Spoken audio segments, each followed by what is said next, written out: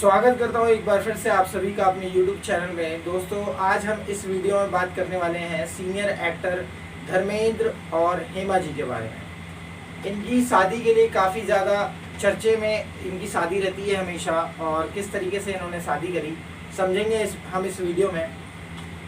उस वक्त में दोस्तों हेमा मालिनी के चाहने वाले की कमी नहीं थी, लेकिन फिर भी उन्होंने उस शख्स से शादी करी जो 4 बच्चों के बाप थे। जी हाँ, हेमा जी के शादी करने से पहले धर्मेंद्र जी 4 बच्चों के बाप थे और उनकी पहली बीवी का नाम था प्रकाश कौर।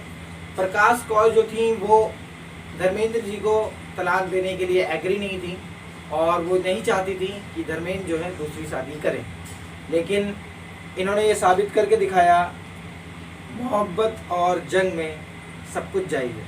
ये कहने वाली बातें होती हैं, कायदे और उसूल होते हैं दोनों में। खैर, अब बात करेंगे कि कौन कौन चाहने वाले थे। तो सबसे पहले में हेमा जी के चाहने वालों में आते हैं संजीव। एक्टर संजीव, आपने देखा होगा इनकी काफ़ी, ये भी उस वक्त के काफ़ी जाने माने एक्टर रह चुके हैं।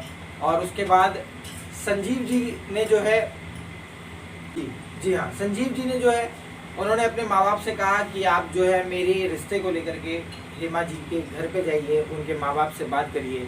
तो उनके माँ बाप जब उनके घर पे पहुँचे तो उन्होंने साफ साफ कहा कि अभी हमारी, उनके माँ बाप ने, हेमा जी के माँ बाप ने कहा कि अभी हमारी बेटी जो है वो शादी की उम्र की नहीं हुई है, मतलब शादी के लायक उसकी एज नहीं है।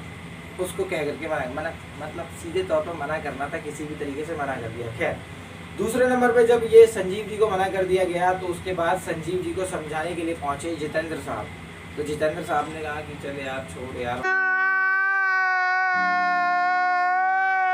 होता रहता है, मतलब ऐसी मतलब बातें चलने लगी कुछ। और जितेंद्र साहब ने धीरे धीरे उनका लाइन खिसका करके अपना लाइन लगा लिया। जी हाँ, कुछ ऐसा ही हुआ था। जितेंद्र साहब ने अपने फिर माँ बाप को भेजा। मैं आपको ये बहुत शॉर्टकट में बता रहा हूँ कि अपने माँ बाप को भेजा हेमा जी के घर पे अपने रिश्ते के लिए कि हेमा जी से मैं शादी करना चाहता हूँ, माँ बाप को भेजा। और जब जितेंद्र जी ने अपने माँ बाप को भेजा हेमा जी के घर पे, तो इधर से धर्मेंद्र साहब का कॉल आता है, बसंती जब तक तुम मेरे से बात ना कर लो, जब तक तुम मुझसे मिल ना लो, जब तक तुम कोई फैसला मत करना। यानी कि धर्मेंद्र साहब ने कहा, बसंती इन कुत्तों के सामने मत नाचना, कुछ इस अंदाज में, इन कुत्तों के सामने मत नाचना संभव।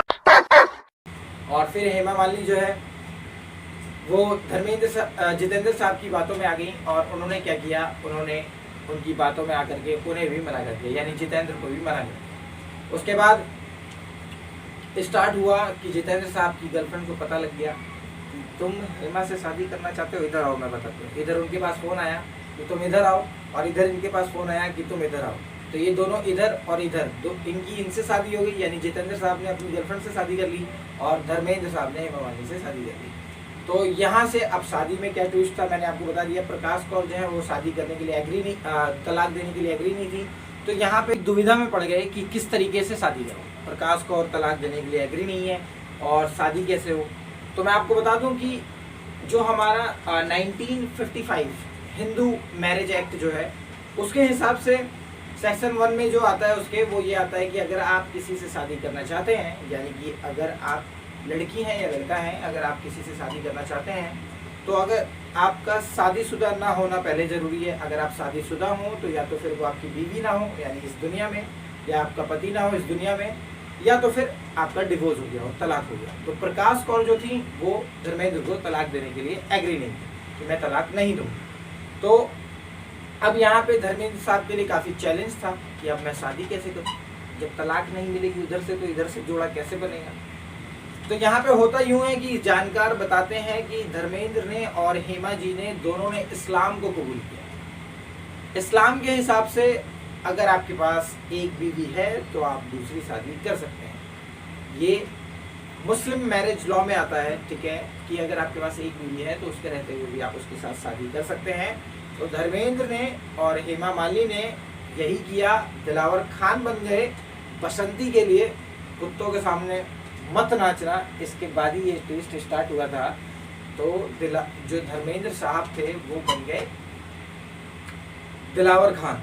और उन्होंने इस्लाम को कबूल करके, तो आप समझ गए होंगे कि किस तरीके से इन दोनों की लव स्टोरी में कितना ट्विस्ट था उस वक्त में, और इन्होंने ये साबित करके दिखाया।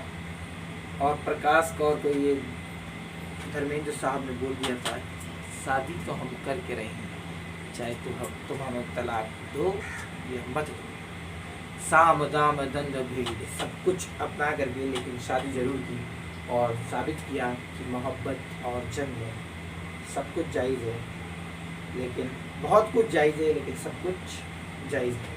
खैर, इसी के साथ मैं अलविदा लेना चाहूँगा आप सभी के साथ इस वीडियो का, और वीडियो को ज़्यादा से ज़्यादा शेयर करिएगा ताकि लोगों को पता चल सके बसंती और बसंती के आशिक की कितनी कहानियाँ हैं।